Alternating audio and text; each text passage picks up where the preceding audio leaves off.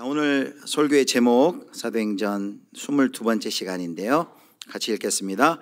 환대 첫째 아들의 회심, 환대 첫째 아들의 회심입니다. 그림을 하나 보여드리도록 하겠습니다. 이 그림은 렘브란트가 그린 대작인데요. 탕자의 귀향이라는 작품입니다.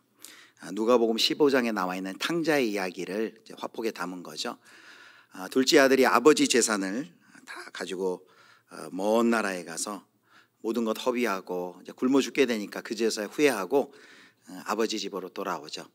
아버지는 그동안도 집 떠난 아들을 기다리다가 아들이 돌아오자 그를 측은히 여겨 맞이합니다.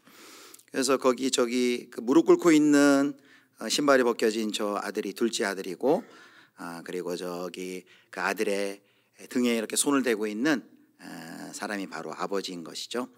그런데 저기 오른쪽에 보면은 누가 서 있습니까? 뭐 이렇게 봐도 얼굴에 굉장히 지금 화가 나 있고 뭔가 마땅치 않은 표정으로 지금 이렇게 팔짱을 끼고 지켜보고 있는 것 같은데, 이 오른쪽에 있는 사람 누굴까요? 예, 첫째 아들입니다. 첫째 아들, 큰 아들입니다. 왜 이렇게 화가 나 있어요? 이 둘째 동생 도저히 못 받아들이겠다는 거죠.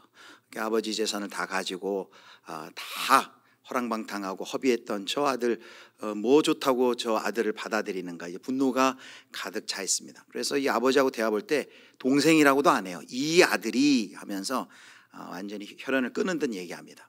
그러나 아버지는 누가복음 15장 이 비유의 마지막에 보면 이 죽었다가 살아난 아들이 다시 돌아왔는데, 죽었다가 살아나왔는데 당연히 기뻐하고 즐거워하는 것이 마땅하지 아니하겠냐라고 이 비유가 끝이 납니다. 그러니까 이 비유는 어떤 결론이 없어요. 그렇게 말하자 뭐 큰아들이 회개했다든지 회심했다든지 그런 이야기가 전혀 없습니다. 미완성의 이야기입니다. 자, 그런데 오늘 우리는 이 첫째 아들이 이제 돌이키는 것을 오늘 말씀을 통해서 우리가 확인하게 될 것입니다. 그림 걷어주시고요. 지난 시간 우리는 고넬료와 베드로 각자에게 하나님께서, 하나님의 성령이 환상을 보여주시고 그 둘을 만나게 하는 것을 살펴보았어요.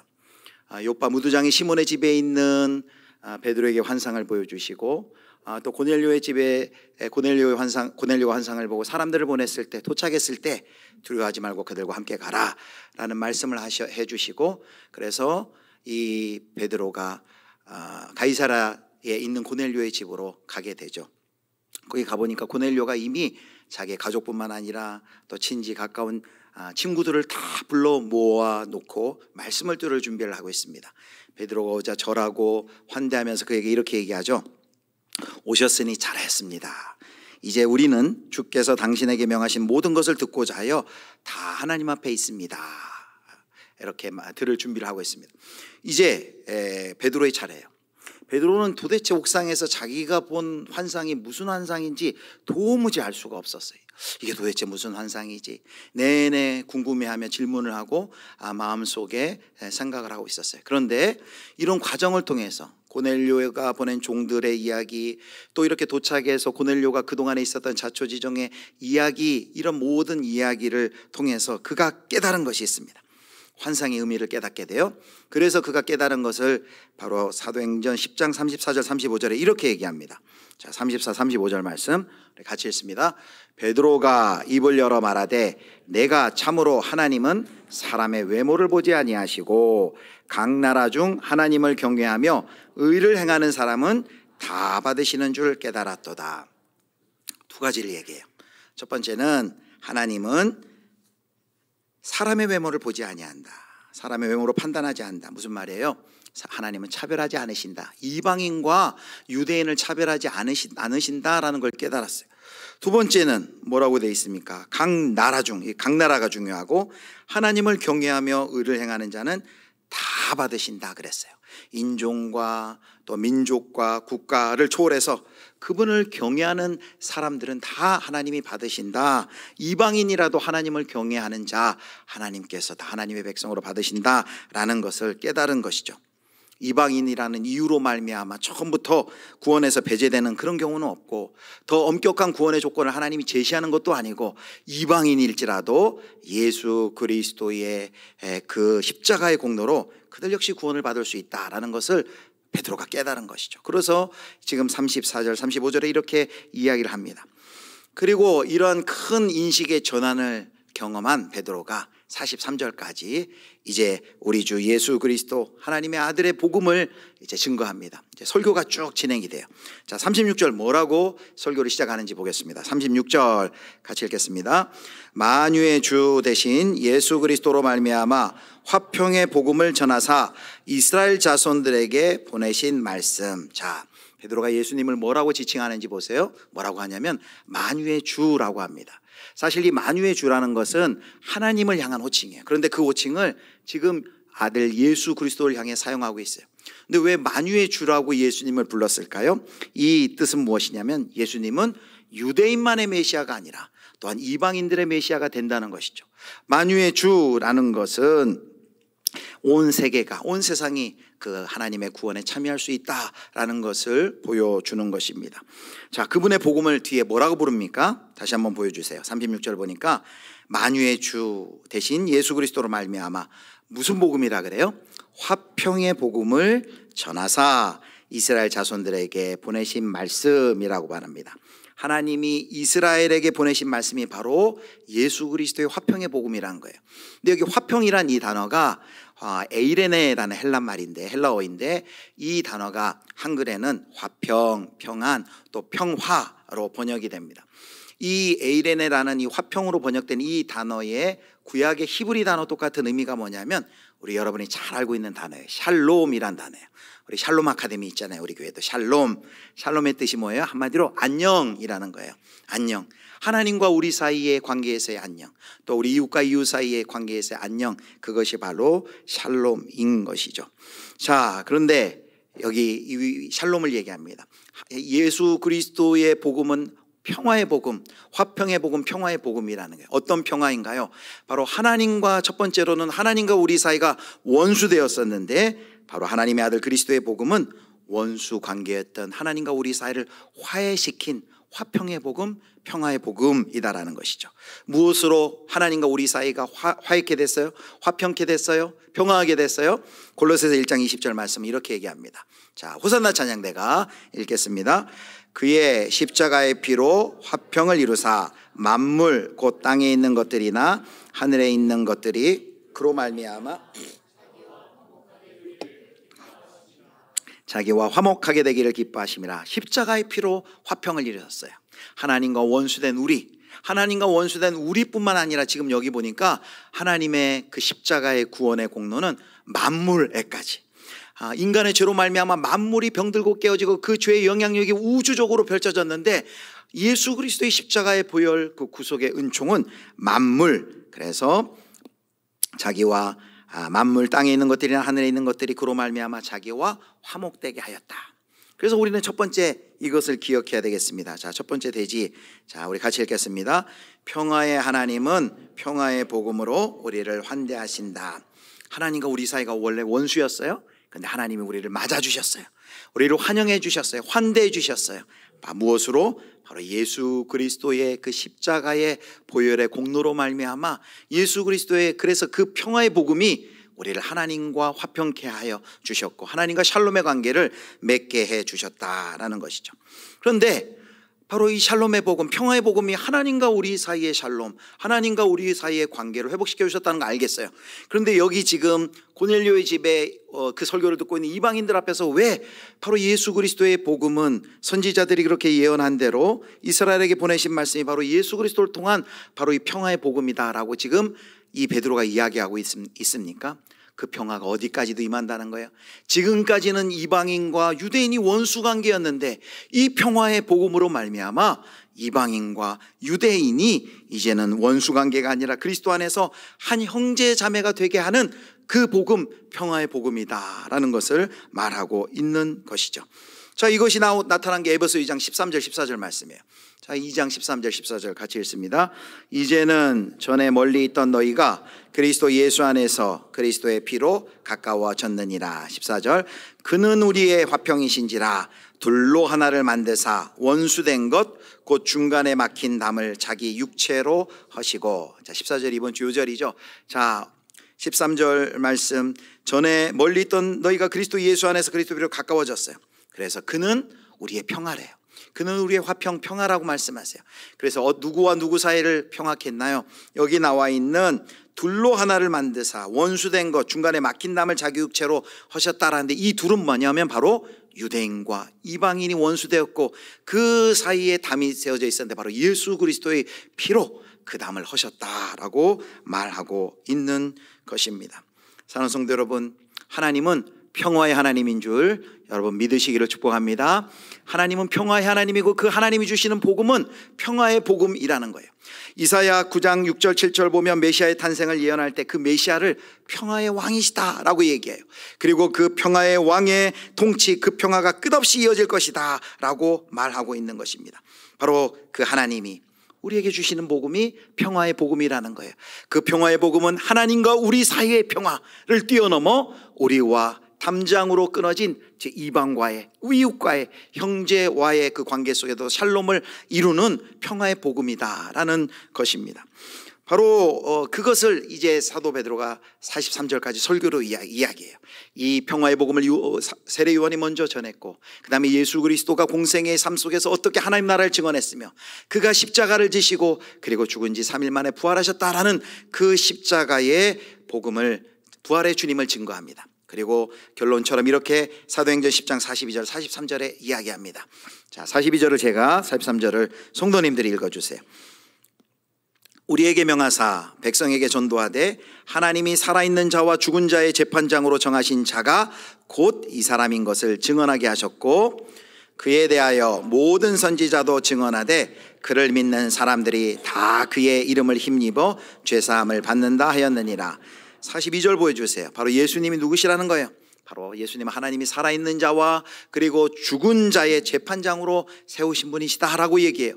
그리고 43절에는 어떻게 구원을 받습니까? 어떻게 죄 용서함을 받습니까?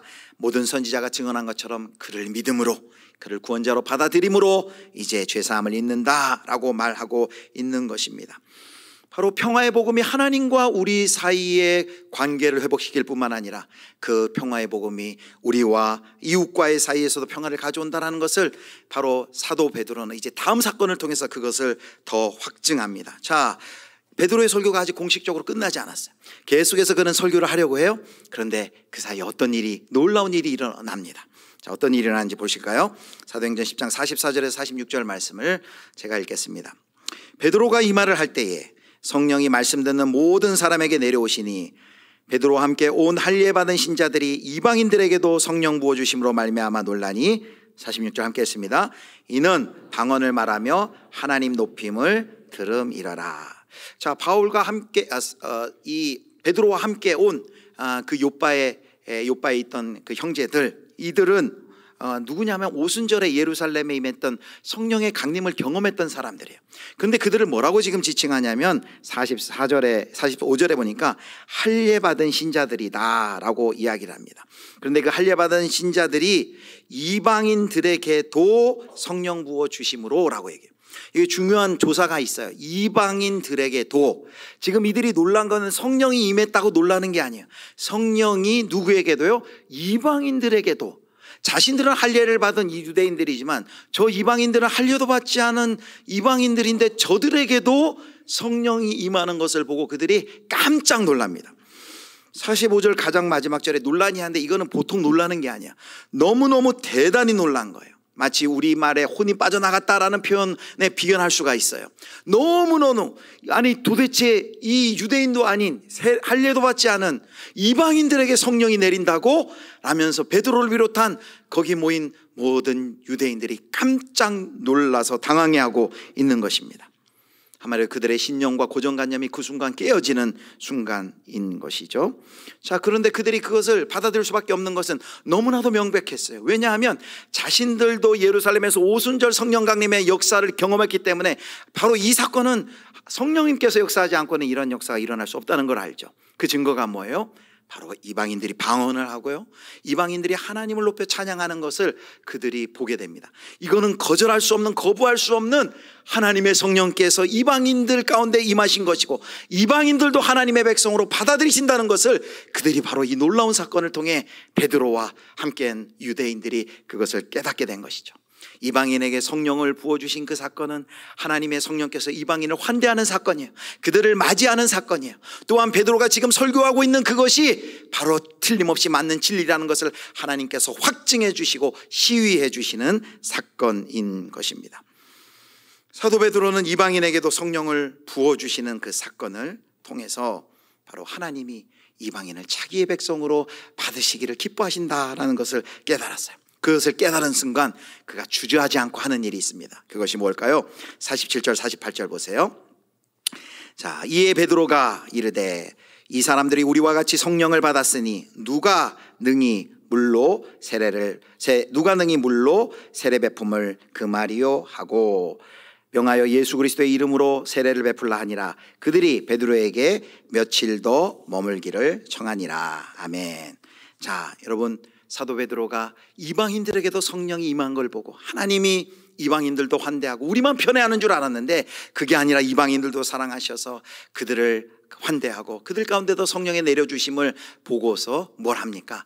이들 가운데 누가 능히 물로 세례 베품을 금하리요 라고 선포합니다. 무슨 뜻입니까? 하나님의 주도적인 구원 사건을 방해할 수 있는 건 아무것도 없다라는 것이죠. 하나님의 은혜로 구원받지 못할 사람은 그 아무도 없다라고 신앙을 고백하고 있는 것입니다. 그래서 성령님의 환대에 베드로가 지금 화답하고 있는 거예요. 성령님께서 이방인을 환대하는 그것을 보면서 자기 자신도 베드로도 그들을 환대하며 그들에게 세례를 베풀고 있는 것을 보고 있습니다. 사랑하는 성도 여러분, 그동안 유대인들은 높은 담을 쌓아놨어요. 이방인들과 자신들을 구별하여서 우리는 하나님이 택한 백성이고 하나님이 우리를 선택하고 우리는 선민이고 구별된 자들이고 우리만 사랑하고 우리만 구원하신다 라고 믿고 그렇게 알고 있었어요. 그러나 지금 하나님께서 깨닫게 하신 것은 무엇입니까?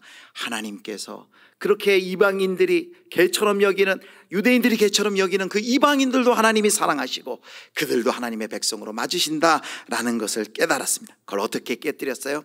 하나님께서 그 유대인들이, 베드로를 비롯한 유대인들이 가지고 있던 그 경계와 장벽을 무너뜨리시고 그들을 하나 되게 하셨습니다. 사랑하는 성도 여러분, 오늘 우리가 두 번째로 그래서 기억할 것이 있습니다. 이 평화의 복음은 우리를 어디로 인도합니까? 자, 두 번째 같이 읽겠습니다. 평화의 복음은 편견과 장벽을 허물고 우리로 환대의 사람이 되도록 이끈다. 이 평화의 복음은 하나님과 우리 사이만 평화하게 하는 것이 아니라 이 평화의 복음은 우리를 어디로 이끌어요? 마치 성령님이 이방인들을 환대하여 그들 가운데 성령을 주심으로 하나님의 백성 된 것을 확인시켜 주신 것처럼 바로 환대의 자리로 우리를 이끌어 가신다는 것이죠. 그래서 오늘 본문에는 이 환대가 선순환되는 거예요. 하나님의 고넬료를 향한 환대, 하나님의 이방인들을 향한 환대, 하나님의 베드로를 향한 환대가 있어요. 그들 가운데 환상을 보여주신 것, 하나님이 그들을 사랑하신다는 환대의 표시였어요. 그리고 성령을 부어주신 것, 이방인을 얼마나 사랑하고 있는지 바로 하나님의 환대인 것입니다. 그 하나님의 환대에 베드로가 어떻게 반응하고 있나요? 그도 바로 하나님의 환대에 자기 자신도 이방인을 환대하는 것으로 그 하나님의 환대에 반응하고 있습니다. 그들 가운데 평화의 복음을 증거하고 그리고 그들 가운데 성령이 임한 것을 확인하자 그들 가운데 세례를 베풀기를 주저하지 않고 그들을 세례를 줌으로써 바로 자신도 그 이방인들을 환대하고 있습니다. 또 환대를 받은 고넬료는 어떤가요? 오늘 마지막 48절에 보면 베드로를 며칠 더 머물며 함께 유하기를 요청하며 그를 정성껏 환대하는 것을 볼 수 있습니다. 자, 하나님의 복음은 평화의 복음, 평화의 하나님, 평화의 복음으로 하나님과 우리 사이를 회복시켜 주셨어요. 하나님과 우리 사이 샬롬이 임하셨어요. 그것으로 그치지 않고 하나님께서는 이 평화의 복음으로 구원받은 우리들을 향해서 모든 우리 가운데 쌓여져 있던 장벽과 경계를 무너뜨리고 우리를 환대하는 사람으로, 환대의 사람으로 우리를 이끌어 가신다라고 했습니다. 자, 그런데 우리가 기억해야 될 것이 있습니다. 자, 오늘 설교를 시작하면서 뭐라 그랬어요? 누가복음의 탕자의 비유가 미완성으로 끝난다라고 했습니다. 둘째 아들은 아버지께로 돌아왔는데 첫째 아들은 지금 그 형제를 형제로 받아들이지 않습니다. 자, 이 15장 31절 32절 아버지의 마지막 말씀 보겠습니다. 31절 32절 같이 보겠습니다. 아버지가 이르되 예 너는 항상 나와 함께 있으니 내 것이다 내 것이로되 이 내 동생은 죽었다가 살아났으며 내가 잃었다가 얻었기로 우리가 즐거워하고 기뻐하는 것이 마땅하다 하니라. 아멘. 그 형은 이 아들이라면서 자기하고 관련 없다는 짓이 얘기해요. 그런데 이 아버지는 뭐라고 해요? 내 동생이 지금 죽었다가 살아났는데 잃었다가 얻었는데 우리가 즐거워하고 기뻐하는 것이 마땅하지 아니하느냐라고 이 비유가 끝나요. 그리고 여기에 큰아들이 그 아버지의 말에 이렇게 반응했다 저렇게 반응했다라는 것이 없어요. 결론이 없어요. 미완성으로 열린 결론입니다. 큰아들이 누가복음 15장에서는 돌이키지 않았어요. 근데 큰아들이 어디서 돌이킵니까? 바로 오늘 여기 사도행전 10장에서 큰아들이 돌이키는 것을 우리는 확인할 수 있습니다. 바로 큰아들이 돌이킴이 어디에서 일어나요? 고넬료의 집에서 그 큰아들이 돌이킵니다. 그 큰아들이 누구예요? 이스라엘의 교회를 대표하는 사도 베드로가 큰아들이에요. 그 큰아들이 이제 그동안은 이방인을 받아들이지 않았는데 그들을 향해 마음을 열고 맞아들이고 그들을 환대하면서 바로 회심하는 그런 역사가 지금 여기 일어나는 것을 볼 수 있습니다. 우리에게 회심이 있죠. 여기 계신 모든 우리 예수비전의 성도님들이 다 첫 번째 회심을 경험했어요. 첫 번째 회심이 뭡니까? 하나님께로 돌이키는 것이죠. 예수 그리스도를 주로 고백하고 내가 죄인인데 예수님의 십자가의 보혈의 공로로 내가 구원받았습니다. 그 예수님 내가 믿습니다. 나의 구원주, 나의 구주, 나의 하나님으로 믿습니다 라고 하는 회심을 다 경험했어요. 근데 회심이 거기에서 그친다는 것이 아니죠. 두 번째 회심이 있다는 거예요. 두 번째 회심은 무엇입니까? 두 번째 회심은 바로 우리의 형제들과 이웃들을 향하여서 돌이키는 것이죠.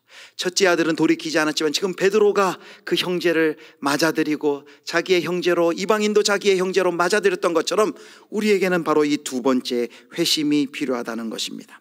성도 여러분 어떻습니까? 두 번째 회심을 하셨습니까? 베드로가 평화의 복음을 전했다고 그랬죠. 하나님이 평화의 복음을 전해주시고 그리고 우리를 뭐라고 얘기하냐면 우리는 평화의 제자다라고 얘기합니다. 이거는 예수 믿는 사람의 정체성이에요. 자, 세번역 성경으로 마태복음 5장 9절에 보면 바로 예수님을 믿는 사람들은 이렇게 얘기합니다. 자, 같이 읽겠습니다. 평화를 이루는 사람은 복이 있다. 하나님이 그들을 자기의 자녀로 부르실 것이다. 바로 예수 믿는 사람들은 누구라고요? 평화를 이루는 사람들이다 라고 말을 합니다. 평화를 만드는 평화의 제자들이다 라고 말을 합니다. 어떻게 이 평화를 이루어 나갈까요? 바로 평화의 복음을 통해. 근데 이 평화의 복음은 어떤 복음이에요? 오늘 본문을 통해 평화의 복음은 환대의 복음이에요. 평화를 이루는 사람은 한마디로 얘기하면 환대를 하는 사람들이 바로 평화를 이루는 사람들입니다. 이 세상은 평화 없는 세상이에요. 그래서 우리가 잘 아는 복음성가 내 마음속에 있는 참된 이 평화는 이 찬양을 보면 2절 가사가 이렇게 돼 있어요. 평화 없는 세상 고통과 싸움뿐 사람들은 두려워 떠네. 그런데 그리고 두려워 떠는 이 세상 가운데 이 하나님의 평화를 누가 전하라는 거예요? 바로 하나님의 백성, 바로 예수 그리스도의 평화의 복음을 통해 그 평화를 경험한 하나님의 백성들 가운데 이 복음을 전하라라고 얘기해요. 그런데 어떤 방식으로? 바로 그 세상을 환대함으로. 자, 이 하나님의 기대가 예레미야 29장 7절 말씀에 나와 있어요. 바벨론 포로로 잡혀갔던 그들 가운데 하나님이 뭐라고 말씀하십니까? 29장 7절 같이 했습니다. 너희는 내가 사로잡혀 가게 한 그 성읍의 평안을 구하고 그를 위하여 여호와께 기도하라. 그 성읍이 평안함으로 너희도 평안할 것임이니라. 아멘. 여기 바벨론은 그 성읍을 위해 기도하는데 이 성읍은 어떤 성읍이에요? 바벨론이에요. 자기들을 포로 삼은 하나님의 도성이 아니에요. 하나님의 공동체가 아니에요. 세속사회라고 될 수 있어요. 그런데 거기 하나님이 계속 뭐라고 얘기해요? 평안. 그 성읍의 평안을 구하고 그리고 너희도 그 성읍이 평안함으로 너희도 평안할 것입니다. 여기 평안이 뭐예요? 바로 평화, 샬롬인 것이죠. 하나님의 백성들은 세속사의 평안을 위해, 세속사의 번창을 위해, 그래서 세번역 성경은 번창이라고 번역을 해놨습니다. 그렇게 평화를 위해 기도해야 된다는 거죠. 그래서 우리 교회도 우리 교회만 위해서 기도하는 것이 아니라 지역사회를 위해서도 기도하고 나라와 민족을 위해서도 기도하죠. 왜? 이 세속사회 가운데도 그 하나님의 평화가 임하도록, 하나님의 샬롬이 임하도록 우리가 기도합니다. 샬롬이 무엇일까요? 유진 피터슨 목사님이 샬롬을 이렇게 정의했어요. 샬롬, 우리 같이 한번 읽어보겠습니다. 같이 읽습니다. 샬롬은 온전함, 곧 한 사회에 역동적이고 생동감 있는 건강을 뜻하는 것이고, 그런 사회는 신의 목적에 합당한 방향으로 고동치고 삶을 변혁시키는 사랑으로 물결치는 사회다. 샬롬은 온전함이다. 역동적이고 생동감 있는 건강을 뜻한다. 바로 그런데 하나님께서 그 바벨론 세속 사회를 위해서 샬롬을 위해 기도하라 라고 했습니다. 바로 우리에게 평화의 사람들이 되라 라고 이야기하는 것이죠. 그런데 어떻게 그것이 이루어질 수 있습니까? 바로 하나님께서 우리를 환대하셔서 우리가 하나님과 평화를 이루었듯이 우리도 평화의 복음, 이 환대의 복음을 가지고 나아가 세상 속에서 평화를 증거할 때, 세상을 환대할 때 바로 이런 하나님의 놀라운 평화가 환대의 역사가 나타난다라는 것이죠. 그런데 환대로 나아가기가 쉽지 않아요. 우리가 환대하기 위해서는, 환대의 뜻이 뭡니까? 구호사전에 보니까 기쁜 마음으로 영접하는 것이에요. 기쁜 마음으로 영접하고 대접하는 거예요. 우리가 잘하는 사람은 환대할 수 있겠지만 잘 모르는 사람, 낯선 사람, 이방인들 환대하기가 쉽지 않습니다. 불편함을 경험할 수도 있고, 때때로 환대한다 하는데 상처를 경험할 수 있어요. 저도 그런 경험이 있어요. 제가 토론토에 있을 때 한 1년 정도 탈북자 사역을 했는데, 이 북한에서 오신 분들 잘 해주겠다고 했는데 이분들이 의심이 많고 잘 믿지 못해요. 그러다 보니까 나는 환대한다고 했는데 그것이 상처로 돌아오는 경험도 저도 했습니다. 환대로 나아가기 위해서는 희생과 대가를 지불해야만 합니다. 그래서 주의 이름으로 환대하기 위해서는 여러분 용기가 필요하고 인내가 필요합니다. 회심이 필요합니다. 환대하기로 하는 회심, 두 번째 회심이 우리에게 필요합니다. 저와 여러분을 환대의 자리로 나아가는데 방해하는 것이 여러분 무엇일까요? 그것을 어떻게 극복할 수 있을까요? 여러분, 나는 환대할 수 없어요. 그러나 오늘 본문 뭘 보여줍니까?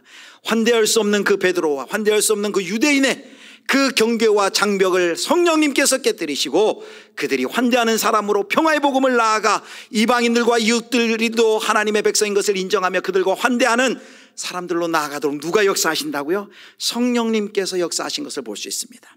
그러면 내가 환대의 자리로 나아가지 못하는 그 연약함을 하나님 앞에 내려놓고, 주님, 나도 환대하는 자리로, 환대의 공동체로 나도 살아갈 수 있도록 하나님 나를 도와주십시오 라고 우리가 하나님께 기도해야 되겠죠. 저와 여러분, 두 번째 회심하셨습니까? 하나님의 형제들, 하나님의 이웃들을 그들을 우리는 형제로 받아들이고 있습니까? 말씀을 맺도록 하겠습니다. 오늘 세 가지 생각해 봤어요. 첫 번째, 같이 읽겠습니다. 평화의 하나님은 평화의 복음으로 우리를 환대하신다. 두 번째, 평화의 복음은 편견과 장벽을 허물고 우리로 환대의 사람이 되도록 이끄신다. 세 번째, 형제를 환대하는 것은 두 번째 회심이다. 두 번째 회심이다. 여기 계신 분들이 다 첫 번째 회심을 했는데 아직 우리가 해야 할 두 번째 회심이 있다라는 거예요. 여러분, 누구를 환대해야 될까요?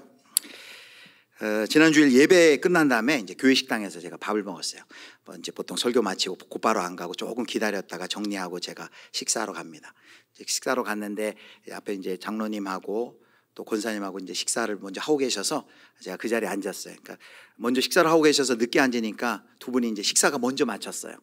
그래서 주일에 바쁘시니까 괜찮다고 먼저 가시라고 하고 이제 먼저 갔어요. 그리고 제가 혼자 앉아서 이렇게 밥을 먹고 있었어요. 그런데 이제 저는 이제 식당의 뒤쪽에 앉아 있는데 저 앞쪽에 제 5학년 막내딸이 친구들하고 밥을 먹고 있더라고요. 얘가 교회 식당에서 잘 밥을 안 먹거든요. 근데 그날은 좋아하는 육개장이 나왔다고 친구들하고 밥을 먹고 있어요. 밥을 막 먹고 있다가 얘가 고개를 이렇게 저를 돌려서 보는 거예요. 고개 돌려보니까 아빠가 밥을 혼자 먹고 있는 거예요. 그러자 이 막내딸이 자기 밥그릇을 들고 저한테 와가지고 딱 앉더라고요. 그러면서 이렇게 얘기하는 거예요. 아빠가 혼자 밥 먹는 게 불쌍해 보여서 왔다고. 제가 이 막내딸의 작은 환대를 경험했는데 마음속에서 감동이 막 밀려왔어요.